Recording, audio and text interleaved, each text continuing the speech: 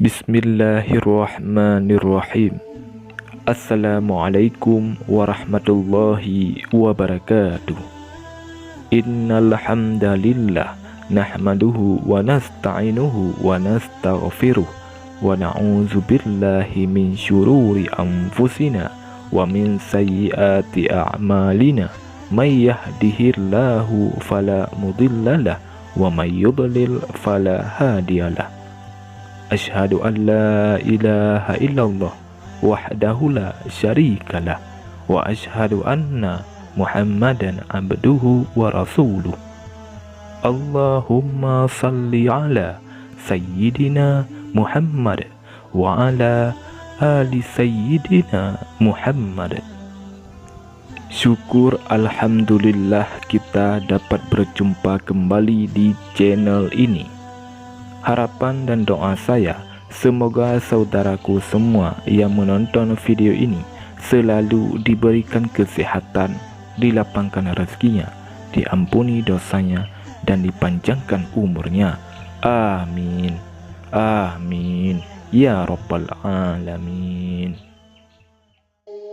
Saudara muslim yang dirahmati Allah Subhanahu wa Ta'ala, salat berjamaah di masjid sangat dianjurkan bagi setiap laki-laki muslim. Pasalnya, terdapat banyak keutamaan dengan mengerjakannya. Pahala yang diraih pun jauh lebih besar dibanding salat sendirian di rumah. Hal tersebut berdasarkan riwayat dari sahabat Anas radhiyallahu anhu. Rasulullah SAW pada suatu malam mengakhirkan salat Isya sampai tengah malam. Kemudian beliau menghadap kami setelah salat lalu bersabda, salat jamaah lebih baik 27 derajat dibanding salat sendirian. Hadis riwayat Bukhari dan Muslim. Berikut ini 4 keutamaan melaksanakan salat berjamaah di masjid. Yang pertama, memiliki pahala berlipat ganda. Dari Abdullah bin Umar, beliau berkata bahwa Rasulullah SAW bersabda, salat jamaah lebih utama daripada salat sendirian sebanyak 27 derajat. Hadis riwayat Bukhari dan Muslim. Dari Abu Sa'id Al-Khudri, beliau berkata bahwa Rasulullah SAW bersabda, salat jamaah itu senilai dengan 25 salat jika seseorang mengerjakan salat ketika dia bersafar, lalu dia menyempurnakan rukun dan sujudnya, maka salatnya tersebut bisa mencapai pahala 50 salat. Hadis riwayat Abu Dawud dan Ibnu Majah. Ibnu Battutah rahimahullah mengatakan, kadang keutamaan salat jamaah disebutkan sebanyak 27 derajat, kadang pula disebut 25 kali lipat, dan kadang juga disebut 25 bagian. Ini semua menunjukkan berlipatnya pahala salat jamaah dibanding dengan salat sendirian dengan kelipatan sebagaimana yang disebutkan. Yang kedua, mendapat pengampunan dosa. Dari Utsman bin Affan, beliau berkata bahwa saya mendengar Rasulullah SAW bersabda, barang siapa berwudu untuk salat lalu dia menyempurnakan wudunya, kemudian dia berjalan untuk menunaikan salat wajib, yaitu dia melaksanakan salat bersama manusia atau bersama jamaah, atau melaksanakan salat di masjid, maka Allah akan mengampuni dosa-dosanya. Hadis riwayat Muslim. Yang ketiga, ditinggikan derajat dan dihapus dosa. Setiap langkah menuju masjid untuk melaksanakan salat berjamaah akan meninggikan derajatnya dan menghapuskan dosa. Juga ketika menunggu salat, malaikat akan senantiasa mendoakannya. Dari Abu Hurairah radhiyallahu anhu, beliau berkata bahwa Rasulullah SAW bersabda, salat seseorang dalam jamaah memiliki nilai lebih 20 sekian derajat daripada salat seseorang di rumahnya, juga melebihi salatnya di pasar. Oleh karena itu, jika salah seorang di antara mereka berwudu lalu menyempurnakan wudunya, kemudian mendatangi masjid, tidaklah mendorong melakukan hal ini selain untuk melaksanakan salat, maka salah satu langkahnya akan meninggikan derajatnya, sedangkan langkah lainnya akan menghapuskan kesalahannya. Ganjaran ini semua diperoleh sampai dia memasuki masjid. Jika dia memasuki masjid, dia berada dalam keadaan salat selama dia menunggu salat. Malaikat pun akan mendoakan salah seorang di antara mereka selama dia berada di tempat dia salat.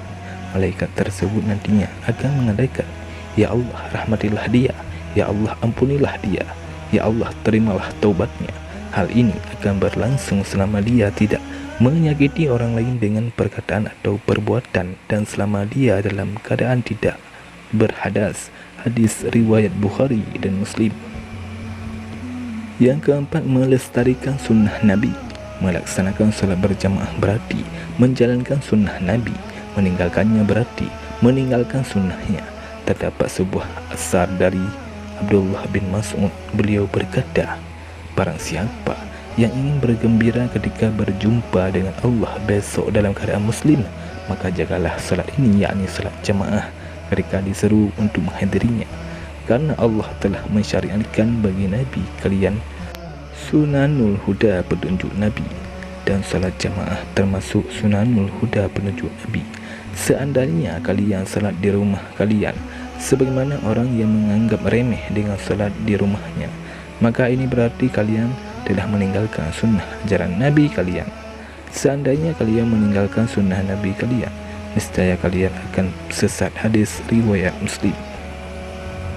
Ibnu Allan Asy-Syafi'i rahimahullah mengatakan, jika kalian melaksanakan solat di rumah kalian, yaitu melaksanakan solat wajib sendirian atau melaksanakan solat jamaah namun di rumah, bukan di masjid, sehingga tidak nampaklah syiar Islam, sebagaimana hal ini dilakukan oleh orang yang betul-betul meremehkannya, maka kalian berarti telah meninggalkan ajaran Nabi kalian yang memerintahkan untuk menampakkan syiar salat berjamaah.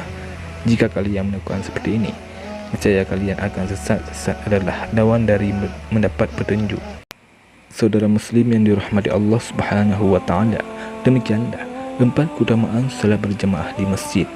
Semoga kita semua senantiasa melaksanakan solat di masjid secara berjamaah, dan semoga kita semua selalu dalam lindungan Allah Subhanahu wa taala.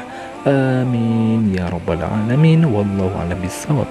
Assalamualaikum warahmatullahi wabarakatuh.